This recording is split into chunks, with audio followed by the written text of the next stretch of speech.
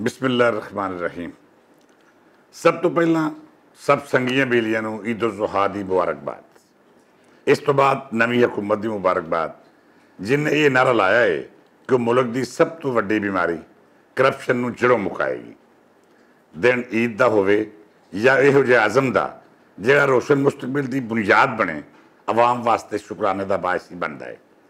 बकरा ईद रब नाल प्रीत मुहब्बत ते कुर्बानी का फलसफा पेश करती है ते नाल ही ये भी वाजे करती है कि सच्चा मुसलमान रब की राह विच किसी भी कुर्बानी तो गुरेज नहीं करता। इस तरह जो असी ईद नाल जुड़े दूजे वड्डे फरीजे यानी हज वल वेखने तो फिर भी बहुत सारे फलसफे रोशनी की लाट बन के जीवन की राह उत्ते साडे अगे तुर पैंदे ने। हज एक वड्डे फलसफे का नाम है।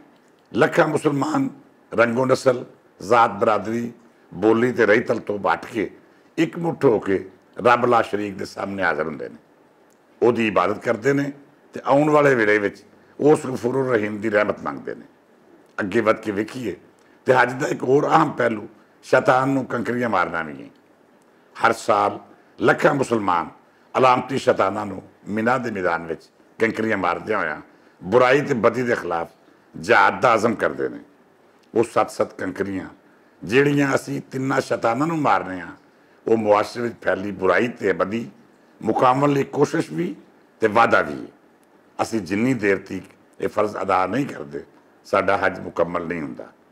वेखिया जाए तो ये फलसफा साडे मुआशरे ते भी सादर हुंदा है।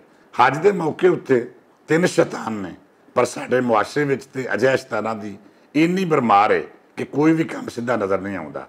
ये शैतान हर शोबे विच ने। तुसी सियासत वेख लवो, सहाफत वेख लवो या ब्यूरोक्रेसी का ज़्यादा लै लवो या फिर दूजे अहम इदारे, तुहानूं शैतानां दी इन्नी कसरत नज़र आएगी कि तुसी हैरान रह जाओगे। तो फिर अगे जिहड़े इन्हां दे बच्चे ने उन्हां दी गल ही छड्ड दिओ। कमर ज़मान चौधरी या लोग जिहड़े लुੱਟਮਾਰ करन वालियां दा दिफा करते हैं या फिर DGPR दी सिफारशी अफसर जिन्हां सरकारी वसाइल नूं प्यो दा माल समझ के अपने मामिया चाचिया च वंडिया है, वो मरासी जिहड़ा मिरास पूरा करता करता बदमाशी की रंगबाजी करन लग पिया है। कारपोरेशनां ते आर्ट कौंसलां उत्ते काबज़ शैतानां दीयां मकरूह शक्लां भी सामने आ रही ने।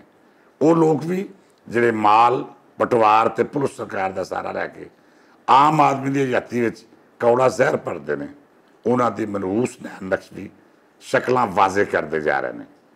इन्हां तो वक हर उस शोबे में मौजूद शैतान या शैतान के बच्चे जिन्ना गरीब आदमी का जीना हराम किया होया है, इन्हां बदबख्तां नूं भी कंकरियां मारनियां बहुत जरूरी ने।